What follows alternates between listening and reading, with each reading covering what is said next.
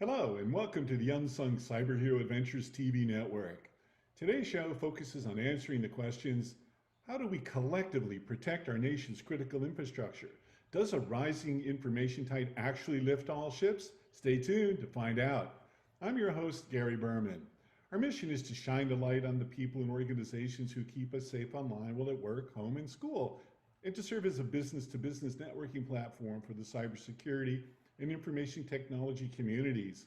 We've learned that 55% of human communications is nonverbal. That's why we include the video feed, so that you have the option of seeing our guests or simply to just listen.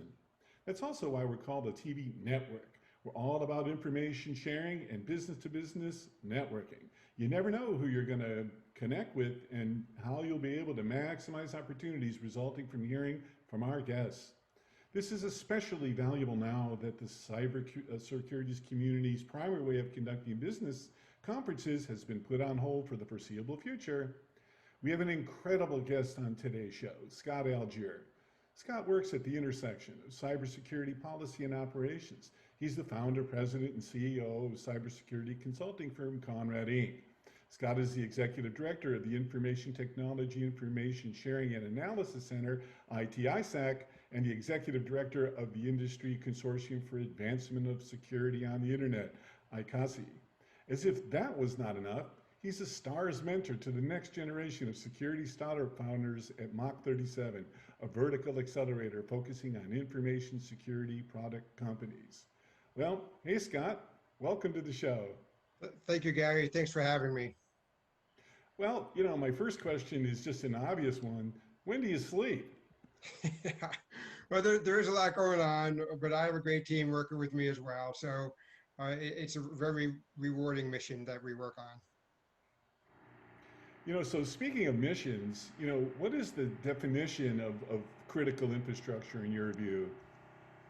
Sure. So there's the definition of critical infrastructure is essentially those elements of the economy that are so critical that its incapacitation will have a serious impact on national security or economic security. So it's probably easier if you look at critical infrastructure, if we talk about them in buckets, right? There's banking, everyone needs money, right? Everyone needs electricity, communications, information technology, healthcare, water. So these are some of the core elements of the critical infrastructure that we're talking about when we talk about critical infrastructure security. And who is responsible for those designations? Maybe you can tell us a little bit about CISA and their role in critical infrastructure. Sure. There actually is a legal definition in statute about what critical infrastructure is, but then the Department of Homeland Security also works with each of the critical infrastructure sectors. And in the National Infrastructure Protection Plan, last updated, I believe it was 2013, there's a list of critical infrastructure sectors in there, and it details which of these critical infrastructure CISA works with, and then which the critical infrastructures other elements of government work with. So for example, there's a sector-specific agency within the government that works with each critical infrastructure sector. So the IT industry works directly with CISA, but financial services, their sector-specific agency is the Department of Treasury. So we try to align the expertise with the government with the expertise within industry. And there have been a number of different organizational attempts and changes, through the federal government to just try to coalesce everyone's energy, around cybersecurity priorities. What's your view of how CISA is assuming leadership in that role? Yeah, well, I think CISA has really done a great job, especially over the last couple of years, in consolidating leadership around cybersecurity, putting some thought leadership into how we think about doing our risk management of the critical infrastructure sectors.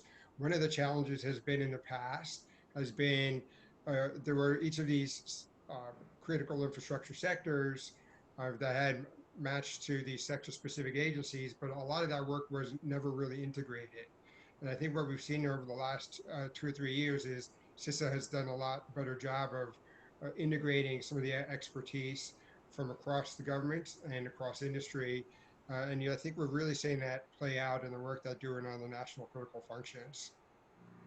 And so you mentioned, various industries and sectors of the economy. Which sectors of the economy do you think, not just of the economy, but of America's critical infrastructure, do you think are the most vulnerable right about now?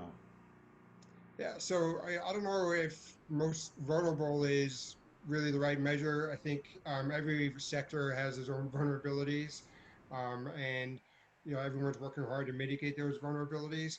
There are ways to group the sectors in kind of importance, if you will. Lifeline sectors, right? So those sectors that life, that human life depend on, right? You can't live without electricity, right? So you can't live without a functioning healthcare industry. There's also millisector sectors, right? Which those are operate at the speed of the internet, right? The communications and IT that really propel the information infrastructure. So there are a couple of ways that you can bucket. Of course, nobody can survive without food, right? Nobody can survive without water. So those would be other examples of the lifeline sectors. So it's really identifying which of the critical infrastructure sectors may not necessarily be the right way to look at it anymore. I think what we've come to learn is that there's looking at functions that propel the economy or functions that propel life and safety. And it's much better to look at those critical functions that underpin the economy than it is to look at critical infrastructure sectors on their own. So, for example, if you're trying to look at a function of you know, food safety or food security, food, right?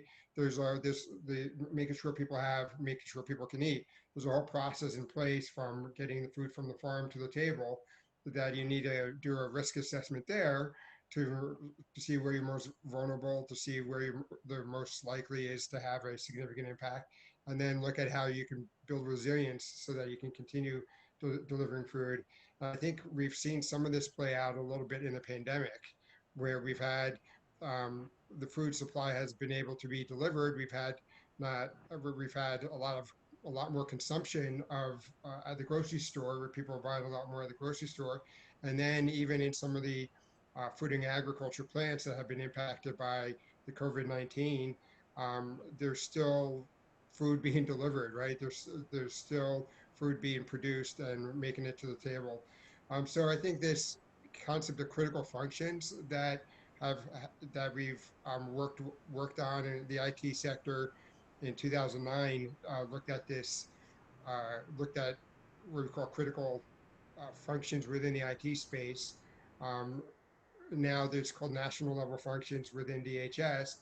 Looking at this concept of critical functions is a much better way to look at the integration of each of the critical infrastructures and how the integration of them creates one economy and um, creates a holistic way of looking at threats, as opposed to is the IT sector more vulnerable than the communications, or electricity more vulnerable than the healthcare.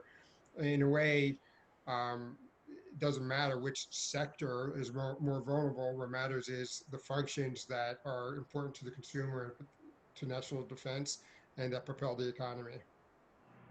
Well, one of the interesting things that I've learned is that, the bad guys, the black hats, as it were, share information, readily and easily. They even have the equivalent of some kind of Yelp rating system for the delivery of, hacking services and things like that. What is the role of the information ISACs, and if you can comment kind of on two levels. The first one is in your role as executive director of the IT-ISAC, but then also you're involved with the umbrella organization that cuts across all the different ISACs, right? Yes. So I think information sharing is not the solution, is not the silver bullet, but it's an important part of a comprehensive risk management program for companies. No company today can look can see all the risks. The risk is too big. The number of incidents are too large. The number of indicators companies are receiving today is too large for most companies to consume. Nobody has enough analysts to look at all of the indicators to do the analysis that's necessary. So in the same way, the attackers are learning from each other and sharing information with each other to improve their abilities to attack. The network defenders have forums where they can share information, not just raw indicators about what they're seeing on their networks, but analysis about what they think it means, uh, effective practices that they've come across and how to stop it. Where we also see what's happening is companies identify vulnerabilities um, that are impactful to them, that are important to them, and they're letting other people know, hey, we didn't patch, and this is why we think it's important for you to patch, right? So there's a lot of value in this type of information sharing because it helps network defenders prioritize uh, their what's important. There's so much information out there now. Having this ability to collaborate with peer analysts helps you establish the importance. It also helps you learn. It also helps consolidate resources. Nobody has enough analysts to look at every threat that they have. But hey, wouldn't it be great if someone took this these three sets of threats, someone else takes the next three sets of threats, and then we compare notes on them on a regular basis. So now instead of having 6 companies look at the same three threats, we're having 3 companies look at one 3 threats, and we're like having another 3 companies looking at another set of threats. So we're able to cross-pollinate that information sharing and that knowledge. In the same way, through the National Council of ISACs, the National Council of ISACs brings together the information sharing communities, the operation analysts from each of the sector-specific information sharing and analysis organizations, and our operations team shares information with each other. So this is something that the financial services sector is seeing. It's of importance, so they'll share that out with the other members of the National Council of ISACs. Another ISAC might have a member who is dealing with an issue and they need assistance with, and so they'll send a request for information out to the National Council of ISACs. We'll look at it. If we can help, great. We'll provide that back. If not, we'll ping our members and say, hey, we have a peer company and a partner ISAC who's asking for this information. Can anyone help out? And members happily share information that they have, whether it's raw indicators or whether it's analysis or whether it's just best practices on how to defend. And so, how many members are in the entire ISAC, ecosystem? How many member companies or individuals? How would you dimensionalize that for our audience? Yes, so it's thousands, if not tens of thousands of companies that are in this ecosystem that we've built through the National Council of ISAC. So every ISAC has its own. Every ISAC is independent, has its own leadership structure and membership base, has its own funding model, and then this network is also a global network, right? So some ISACs are focused just in the United States or perhaps North America, and then you have others that are uh, global sectors who have members across the globe. So it's really a global reach of tens of thousands of companies, if not 10,000 companies or more, once you add in all of the member companies of all of the individual ISACs. And for our audience, we'll make sure to have more information on how you can become a member of a particular ISAC in our show notes. So let's spend a little bit of time, Scott, diving a little deeper into the healthcare ISAC. Given COVID, and we'd be remiss in not addressing how the ISACs are working together to protect critical infrastructure during this unusual time. Sure. So the Healthcare ISAC is a great organization, and it's run by Denise Anderson, who's been doing a lot of great work in the information sharing space. She also happens to chair the National Council of ISACs And I would recommend to you and your audience that perhaps she would be a really great speaker to speak about what's going on in the healthcare industry. They have a lot of unique concerns, a lot of smart devices that are in the healthcare network, so that patients can be monitored by doctors remotely. So they have a lot of unique security concerns around the devices themselves, as well as ensuring that they protect the patient information on there that's stored on hospital networks and infrastructure. And you get all the way down to the individual doctor's offices, right? Your primary care doctor who stores your healthcare information on his system, his or her system. So those are a whole bunch of unique challenges within that space. But it's really the healthcare ISAC under Denise's leadership has really spun up. They've done a lot of great work, and they've really spun up a really strong capability in a pretty short amount of time. You know, you're saying something really interesting using the word spun up. You know, what about, agility? I mean, everybody in the cybersecurity and IT ecosystem has had to become instantly more agile than they were, whatever benchmark they would use. What's your view and advice to our audience about taking the newfound agility? For example, we did a great interview with Kevin Tierney, the VP of Global Cybersecurity for General Motors, in part about their pivot to creating ventilators. You know, in a span of only about 3 weeks. How does the cybersecurity and IT ecosystem maintain that agility once we get through all this? Yeah, well, I think one of the things that we've learned is the advantage of a distributed network. The core internet infrastructure itself has been able to withstand this work from home environment. We, I think a lot of business continuity plans have really been stressed to ensure that there's able to ensure continuity. I think on the technology side, we've seen a lot of challenges around ensuring access to sensitive information, remote access to sensitive information, VPNs access, and making sure that there's you don't overload your VPN systems. So we've had a lot of companies look at pretty much on the fly adjust how they securely connect into the corporate network. So that's been a huge challenge. We've also seen challenges on um, the human resources side, right? How do you onboard and offboard employees, getting secure machines to new individuals who you're onboarding, and how do you get strict credentials away from those who are no longer working for you? A lot of companies have these policies in place for the remote workforce, but the remote workforce was a really small percentage of the actual workforce at the time. And now, since 90%, 80, whatever the percentage of workers are now in some of these companies are now working remotely, those policies have really been stressed.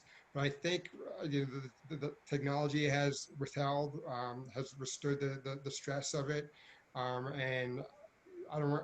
It's been challenging for sure. And if people on the network security side, they've had to rethink very quickly on the fly about how to make their enterprise secure when you're now all of a sudden you don't have control over where your network is, right? Not everybody can just not everybody's on the corporate network all the time anymore. So it has been a real challenge for it. And we're actually, the IT-ISAC we'll be releasing a white paper in the next couple of days or so to talk about some of the impacts that we've seen in the security space on COVID-19. Well, we'd love to have a copy of the or a link to the white paper if you think that is possible. Is that something you can do? Yeah, we'll certainly do that. I'll get that off to you and you can share it with your viewers. Great, thanks a lot. And as we're winding down here, we're going to be doing an episode entitled "Cybersecurity is National Security."